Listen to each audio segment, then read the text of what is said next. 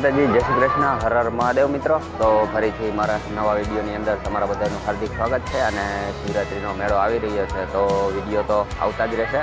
અને ચેનલમાં જો પહેલી વાર હોય તો એ અપડેટ તમારા સુધી પહોંચી રહે એ માટે ચેનલને સબસ્ક્રાઈબ જરૂરથી કરી લેજો, વિડીયોને લાઇક અને હાઈપ આપી દેજો. તો આજના વિડીયોની અંદર ઘણું બધું તમને બતાવવાનું છે. આની પહેલાં આપણે ભવનાથમાં આવ્યા હતા ત્યારે ઘણી બધું જે તૈયારી હતી ચાલુ હતી. અને આજે અત્યારે હું છું દામોકુંડ પાસે આવી ગયો છું. અને અહીંયા ઘણા બધા શ્રદ્ધાળુઓ અત્યારે પાણી રેડવા માટે, તર્પણ માટે આવી ગયા છે. અને અહીંયા આજુબાજુમાં એવી પણ તૈયારી છે ઘણી બધી સરસ મજાની જોવાલાયક, એ હું તમને બતાવું. આ છે દામોદર કુંડ. અત્યારે સવારનો સમય છે, ધુમ્મસવાળું વાતાવરણ છે. સામે ગિરનારી મહારાજ, વાહ ભાઈ વાહ, જય ગિરનારી. અને ઘણા બધા યાત્રાળુઓ અત્યારે તર્પણ માટે આવેલા છે. અને દામોદર ભગવાનનું મંદિર, ઘણા બધા શ્રદ્ધાળુઓ તર્પણ માટે વિધિ વિધાન ચાલી રહ્યું છે. અને હવે આ સાઈડ જે ગરનાળું આવેલું છે ત્યાં સરસ મજાનું પેઇન્ટિંગ કરેલું છે, એ હું તમને બતાવું. દામોકુંડનો બહારનો રોડ છે. અને આ બાજુ જો, વાહ ભાઈ વાહ, સરસ મજાનું પેઇન્ટિંગ કરેલું છે. ધન્ય છે આ બધા પેન્ટરોને. આપણે તે દિવસે આવ્યા હતા ત્યારે છે ને પેઇન્ટિંગ કામ ચાલુ હતું, ખાલી આકૃતિ દોરાઈ ગઈ હતી. અત્યારે જો મહાદેવ જાણે હિમાલયમાં ધ્યાનમાં લીન હોય એ રીતનું ચિત્ર છે. અને હજી આગળ પણ છે, એ હું તમને બતાવું. નવરાત્રિના મેળા ઉપર અહીંયા એટલો બધો ટ્રાફિક હશે કે વાત જવા દે. અત્યારે આપણે ગરનાળામાં આગળ પેલા જઈશું. અને અહીંયા જો, વાહ ભાઈ વાહ, હર હર મહાદેવ, જય ગિરનારી, વાહ ભાઈ વાહ. ધન્ય છે હો બાકી આ પેન્ટરોને. ખૂબ સરસ મજાનું પેઇન્ટિંગ કરી દીધું છે. મેળામાં આવો ને તો તમે રૂબરૂ જરૂર આ બધાએ જે પેઇન્ટિંગ કરેલા છે એની મોજ માણજો જોઈને. મહાશિવરાત્રિ, વાહ ભાઈ વાહ. મહાદેવ જાણે તાંડવ કરી રહ્યા હોય હિમાલયમાં, એવું ચિત્ર છે. વાહ ભાઈ વાહ. અને અહીંયા ઋષિમુનિ તપ કરતા હોય એ રીતનું ચિત્ર છે નદીના કાંઠે. ઓમ નમઃ શિવાય, વાહ ભાઈ વાહ.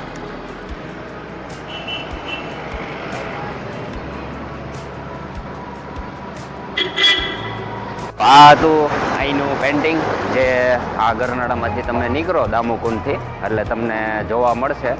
તો આવું સરસ મજાનું અહીંયા પેઇન્ટિંગ કરેલું છે. અને પાછળ ગિરનારી મહારાજ. અને ગરનાળામાંથી હવે ગાડી લઈને પાછો જાઉં છું ભવનાથ. ત્યાં પણ છે ને મસ્ત મજાનું પેઇન્ટિંગ કરેલું છે, એ પણ હું તમને બતાવું. તો બન્યા રહેજો વિડીયોમાં.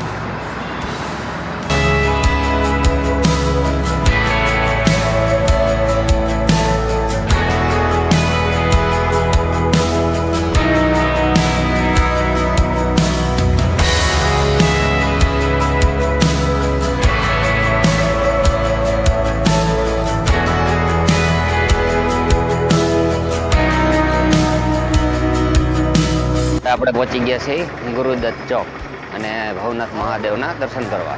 અંદર પણ એવી બધી ચિત્રકળા તે દિવસે આપણે આવ્યા હતા તે ચાલુ હતી. અને અત્યારે તે પણ તૈયાર થઈ ગઈ છે. અને પાછળ શિવલિંગ જે છે એ પણ તૈયાર થવા આવ્યું છે. એના પણ દ્રશ્ય હું તમને નજીકથી બતાવું.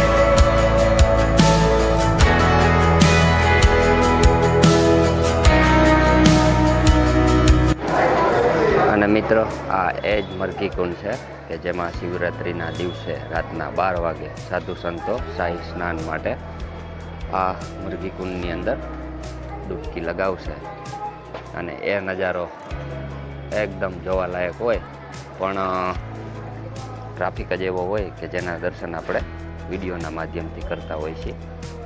આપણે મહાદેવના દર્શન કર્યા અને જે ચિત્રની વાત કરતો હતો, પેઇન્ટિંગની વાત કરતો હતો, એ આ જગ્યા ઉપર હજી કામ ચાલુ છે. તો ધન્ય છે આ પેન્ટરોને. વાહ ભાઈ વાહ. મહાદેવ આગળ, પાછળ નાગા સાધુની રવેડી, આ બાજુ ભવનાથ મહાદેવનું મંદિર, પાછળ ગરવો ગઢ ગિરનાર, શિવલિંગ અને નદી. તો આ રીતનું ચિત્રનું કામ હજી અહીંયા ચાલુ છે. લગભગ 2 થી 3 દિવસમાં આ ચિત્ર કમ્પ્લીટ થઈ જશે. ત્યારે પણ તેના તમને હું દર્શન કરાવીશ. પછી શિવરાત્રી પર આવો ત્યારે રૂબરૂ દર્શન કરજો. વાહ ભાઈ વાહ, જય ગિરનાર. ત્યારે જો આ પેઇન્ટિંગ તમને બધું બતાવ્યું, બહુ સરસ મજાનું કામ છે અને ધન્ય છે આ પેન્ટરોને કે એના બધા હાથની કળાથી જોવો તો ખરા કેવું કામ કર્યું. તો આપણે ભાઈ સાથે થોડીક ચર્ચા કરીએ. તો મહાદેવ ઓમ નમઃ શિવાય. તો આ કામ તમારે કેટલા દિવસથી ચાલુ છે? 7મો દિવસ છે. 7 દિવસથી આ એક જ પેઇન્ટિંગ? બરોબર. તો હવે આ તમે જે કામ કરો છો એની અંદર તમારે કઈ પ્રિન્ટ હોય કે તમે હાથેથી? થોડું બેઝિક આપેલું હોય, બેઝિક નમૂનો આપેલો હોય, પછી ઘણું ખરું આપણું ક્રિએશન છે. આમાં જે અમુક સાધુની જે રવાડી છે, જે આખી શોભાયાત્રા, એમાં 50% આપણું ક્રિએશન છે અને બાકી બધું કલર સ્કીમ છે એ બધી આપણી મેળે જ કરવાની છે. આવું પ્રોપર કાંઈ હોતું નથી. બરોબર. હા, તમારી મતલબ હાથની કળા જ છે. જી. ધન્ય છે ભાઈ તમને. તો તમારે લોકોને જો આ રીતનું કંઈ પેઇન્ટિંગ કરાવવું હોય તો ભાઈનો કોન્ટેક્ટ જરૂર કરજો. તો તમારું નામ ને મોબાઈલ નંબર? હું ધર્મેશ પરમાર, જુનાગઢ ખાતે મારું પેન્ટર પરમાર આર્ટ્સ તરીકે મારી શાખા છે. બરોબર. અને મારા મોબાઈલ નંબર છે 9983907565. હું જુનાગઢ જ રહું છું. બરોબર. પ્રોપર અહીં જુનાગઢ? પ્રોપર જુનાગઢ. તો તમારી માહિતી અને પેઇન્ટિંગ વિશે થોડીક માહિતી આપવા બદલ તમારો ખૂબ ખૂબ આભાર. ધન્યવાદ. જી. મહાદેવ. હાલની પરિસ્થિતિ અને કાર્યવાહી અને તૈયારી આ રીતની કંઈક ભવનાથ મહાદેવનો મંદિરમાં ચાલુ છે. પાછળ તમે જુઓ કલર કામ ગેટની અંદર પણ ચાલુ છે. હવે તમને બતાવું ભવનાથ મંદિરની પાછળની ભાગમાં જે અખાડાનું કામ ચાલુ છે, જ્યાં શિવલિંગ આવેલું છે મંદિરની એક્ઝેક્ટ પાછળ. તેનું કામ ત્યાં પહોંચ્યું ત્યાં પણ હું તમને બતાવું. અહીંયા પણ અત્યારે બેરીગેટ લગાવેલા છે જેથી કરી 4 વ્હીલરના હિસાબે ટ્રાફિક ના થાય. તો આ રીતનું અત્યારે આ જે શિવલિંગ છે અખાડો છે, પણ શિવલિંગનું કામ અત્યારે એટલું થયું છે. હવે હજી વાર નથી, કમ્પ્લીટ થઈ જશે ત્યારે પણ તેના દ્રશ્યો તમને બતાવીશ. આ ભવનાથ મંદિરના પાછળનો ભાગ અને આ બાજુ બધા સાધુ સંતોના અખાડા હશે. સામે પણ હજી અખાડાનું કામ ચાલુ છે. મિત્રો, આ હતી ભવનાથ મહાદેવની અત્યારની તૈયારી અને આવો કંઈક અત્યારનો માહોલ છે. અને વધુ જો વિડીયો જોવા માગતા હોય તો આપણી ચેનલ ઉપર ઘણા બધા વિડીયો મૂકેલા જ છે. ભવનાથ મહાદેવનો ઇતિહાસ, ત્યાર પછી ઘણા બધા દર્શનો તમને કરવા મળશે. તો આપણી ચેનલને સબસ્ક્રાઈબ જરૂરથી કરી લેજો. અને હવે પછી તમારે કઈ રીતની અપડેટ અને કઈ રીતની માહિતી જોઈશે, ક્યાંથી તમે વિડીયો જોવો છો એ પણ જરૂર કમેન્ટમાં કહેજો. તો હજી હું તમને ઘણા બધા દ્રશ્ય બતાવું. હા, કાલે ખાસ શનિવાર છે તો એવા તમને દર્શન કરાવવાનો છું વિડીયોના માધ્યમથી કે જે ગિરનારમાં એક રહસ્યમય જગ્યા છે. તો ત્યાં પણ હું કાલે જવાનો છું. તો એના પણ હું તમને દર્શન કરાવીશ વિડીયોના માધ્યમથી. તો બન્યા રહેજો આપણી ચેનલ ઉપર. તો અત્યારે હવે કંઈક તમારે જોવાલાયક જે સ્થળ છે એ હું તમને વિઝિટ કરાવું. અત્યારે આ જગ્યા ઉપર તમને એટલી આ જગ્યા જોવા મળે છે. પક્ષાણ છે અત્યારે, મહેર સમાજ ભવન છે સામે, અને આવું કંઈક અત્યારનું વાતાવરણ છે. સામે દેખાય છે દાતાર પર્વત. જય દાતાર બાપુ. તો ત્યારે પણ આ જગ્યા ઉપર ઘણા બધા જે કહેવાય ને સ્ટોલ હશે, ત્યાર પછી ઉતારા હશે, ઘણા બધા અન્નક્ષેત્ર ચાલતા હશે. આ બધું માહોલ છે ને આખું ભરાઈ જવાનું છે. તો ત્યારે પણ હું તમને એના દ્રશ્યો બતાવીશ અને તમે મેળામાં આવવાના છો કે નહીં એ પણ કમેન્ટમાં જરૂર કહેજો.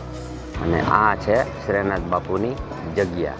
તો અહીંયા સંતવાણી, ત્યાર પછી અન્નક્ષેત્ર, રહેવા માટેની સુવિધા બધી આ જગ્યાઓ ઉપર મેળામાં હશે.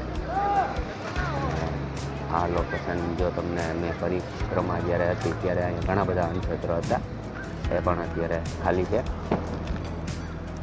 હજી અન્નક્ષેત્રવાળા કોઈ આવ્યા નથી. આવશે ત્યારે આપણે તેની પણ તમામ અપડેટ મેળવશું. અત્યારે અહીંયા પણ થોડી તૈયારી ચાલુ થઈ ગઈ છે. આવી રીતે રોડ ઉપર બોર્ડર મારી દીધી છે અને ગિરનારની સીડી સામે દેખાય છે. તો અત્યારે કંઈક આવો ટ્રાફિક છે. રોપવે સ્ટેશન પાસે આવી ગયા અને અહીંયા પણ આવો કંઈક ટ્રાફિક છે. અને અહીંયા પણ સાધુ મહાત્માનું કામ ચાલુ છે શિવરાત્રિને લઈને.